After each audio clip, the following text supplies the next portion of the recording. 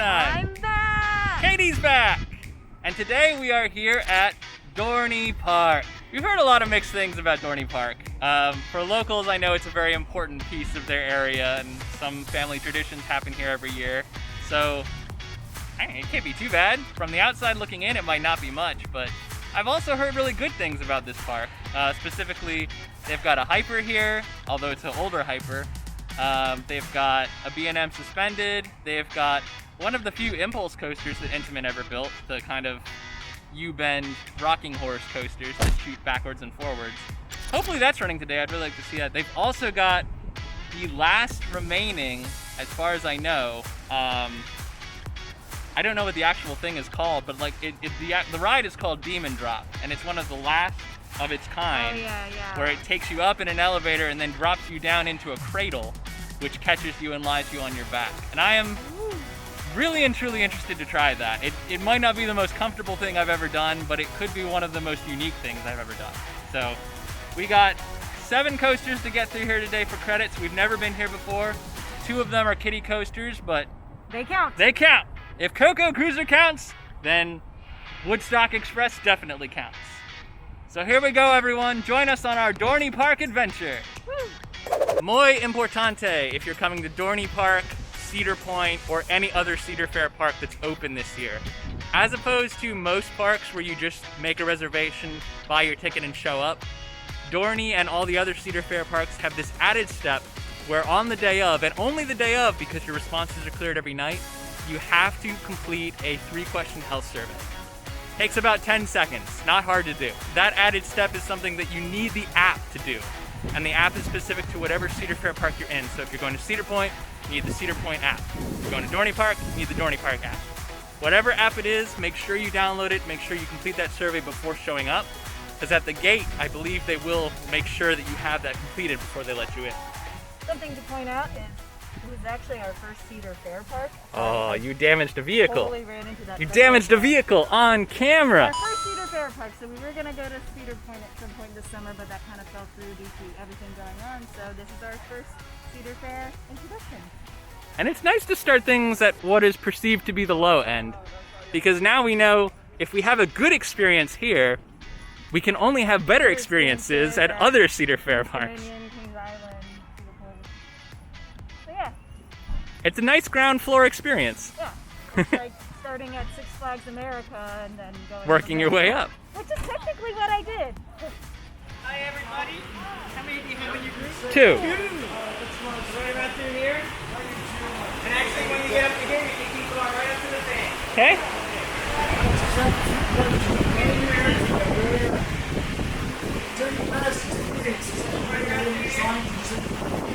Oh, we have not. Yep.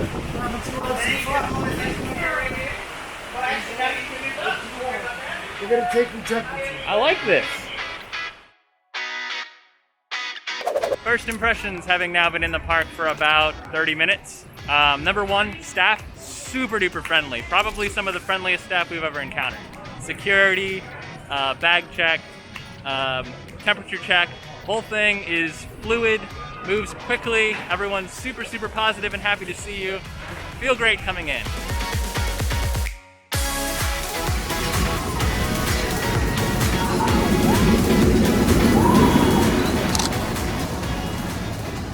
Well, of all the Hypers we've been on so far, that was the most unique.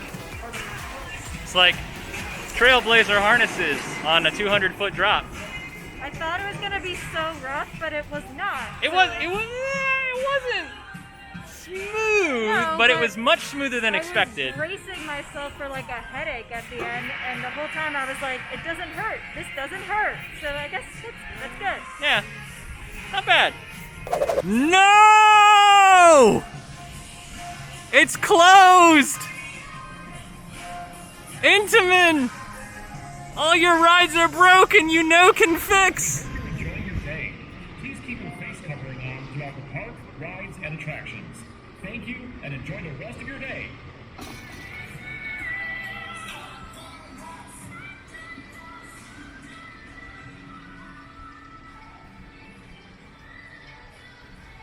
Protest.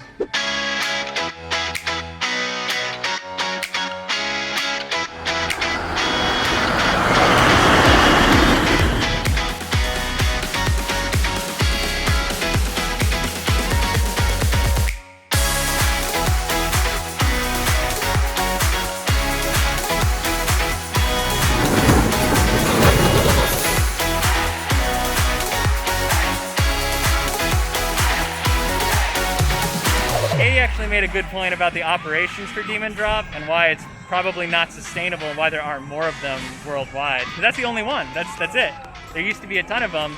Now Dorney Park has the last remaining Demon Drop, or that kind of model of a ride, and it's because I think just the time of getting people loaded on. There's only 4 people per elevator. You're basically in like an elevator, and then they send one up, and then they send the other one up, and then they send the other one up, and then they got to get all those people on. It's not like a drop tower where you can load people around in a ring and go and drop. It takes a long time even, and they're cleaning the ride between goes, which is good, but that slows it down even more. And yeah, I can definitely see why they would get rid of it in favor of something that has more throughput. yeah, So, even Tower of Terror at Disney, you gotta figure they have 3 different shafts, and they can put Like as many 30 as people in 20 or there. 30 people in Yeah. each shaft. This, you have a maximum of 12 at any given rotation, yeah. and that's 4 people per car, 3 cars at a time. So So it's probably not the strongest architecture, but it is interesting. It was definitely, I had fun. yeah, it was I enjoyed it.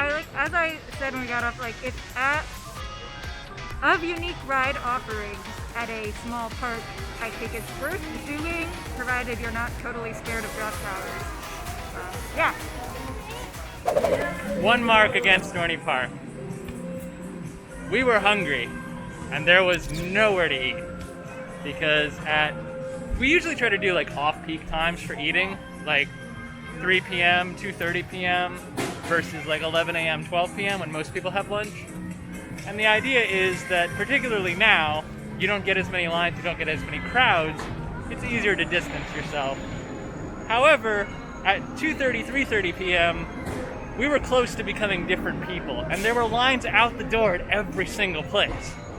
Like Chickies and Pete's, the Burger Shack, the Burger Barn, the pizza place up the hill. I mean, I don't know what we could have done differently. And it just was taking forever. Like we were in line for this burger place and not moving. I don't really know. I know there's not a lot of staff, maybe. I mean, we're very patient people. We don't Yeah. really complain unless if we feel like we have to, but I mean, It's not the worst thing that could have happened Yeah. today, and it I just think kind of set us back a little bit longer than we thought it would. yeah, it took an hour and a half to find a place to eat and then eat lunch. And because we're only here until 7 and it's 4 now, we basically burned a lot of our park time. Yeah. So I think potentially, because this is a smaller park, they should maybe be capping their capacity a little lower, even though they don't have I was to. thinking that all day. I'm wondering if there's just too many people here right now. Like it doesn't feel Well, 3 p.m. crowded. is like usual park peak time for people arriving and doing rides and stuff. So if the governor of Pennsylvania caps everything at 50%, and then Dorney caps at exactly that 50%, for this park, the way it's laid out and the amount of space it has, that's still a lot of people. Yeah. So I don't know. Maybe it was just weird. Maybe we were just in the right place at the wrong time or something. we're not shoulder to shoulder with people or anything, but there are a lot of people here. So I don't know. Maybe they just need more staff at Subway and Chickies and Pete's and all that, or maybe they need to cap capacity a little lower. Either way, just something to think about when you're coming here. Plan to eat really early or really late, because otherwise you're going to be in a long run.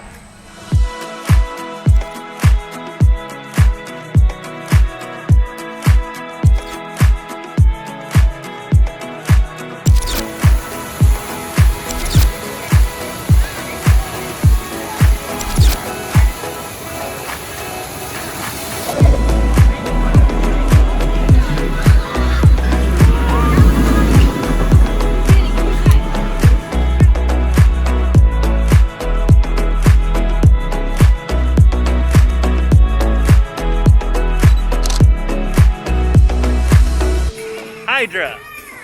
Definitely the best ride of the day. Also, unfortunately, the least socially distanced line of the day. Oh my gosh.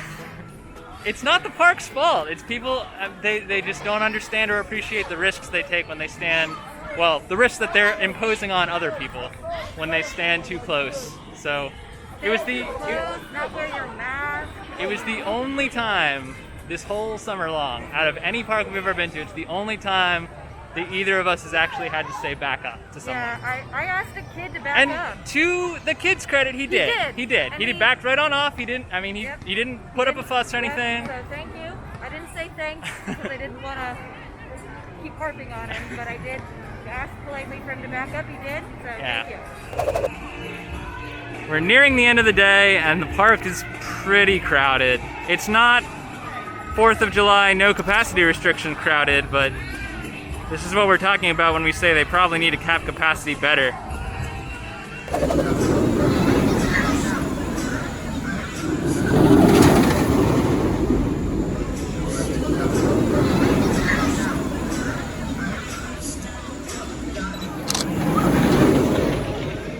Ta-da!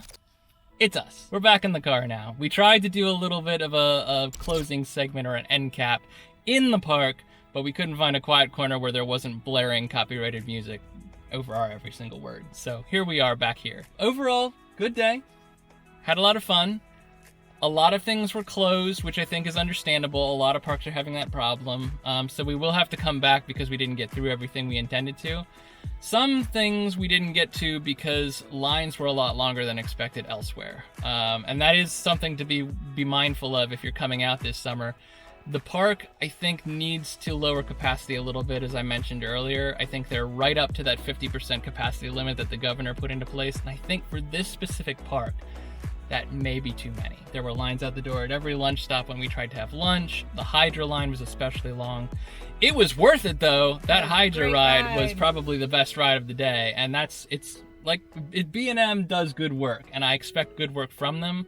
But that was even smoother than some of their Six Flags models. So, oh yeah, super excited about that. We will be back, but I think that social distancing at this particular park needs a little bit of a tweak. So we might not be back this summer just because general safety, and we have other places to visit in the meantime. Super excited about some of them coming up. Overall, great staff, super friendly, had a ton of fun, a lot of unique rides like Demon Drop that we haven't been able to do at other places. So it's not just coasters, not just family rides, it's a nice mixture of everything. Pretty, very pretty. Great gardens and flowers to look at. Yep, it's built into a hill, which I think they've used to their advantage. So Hydra slopes directly into the hill, and its supports are built pretty low, which gives it a lot of stability and probably makes it smoother.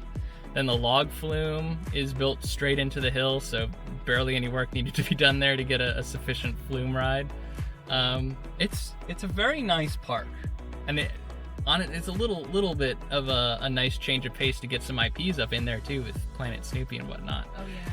But Planet Snoopy was also one of the least distance areas, so it's tough. It's a tough time to be a theme park. It's a tough time to be staff at a theme park trying to police people who just don't understand, so. Or don't care. Let's assume the best. Anyway, we will be back.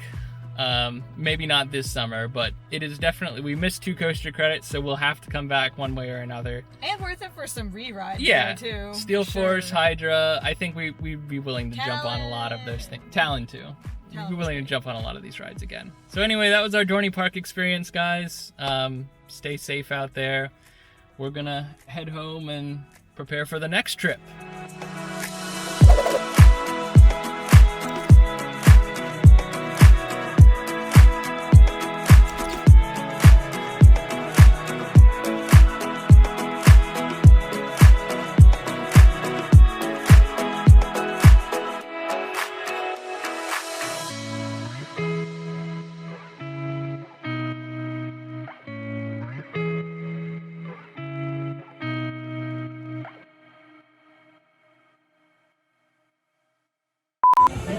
Don't know what kind of bug it is, but they're everywhere.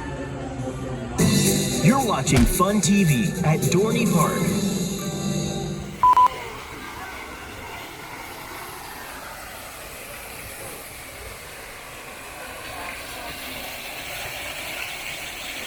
No!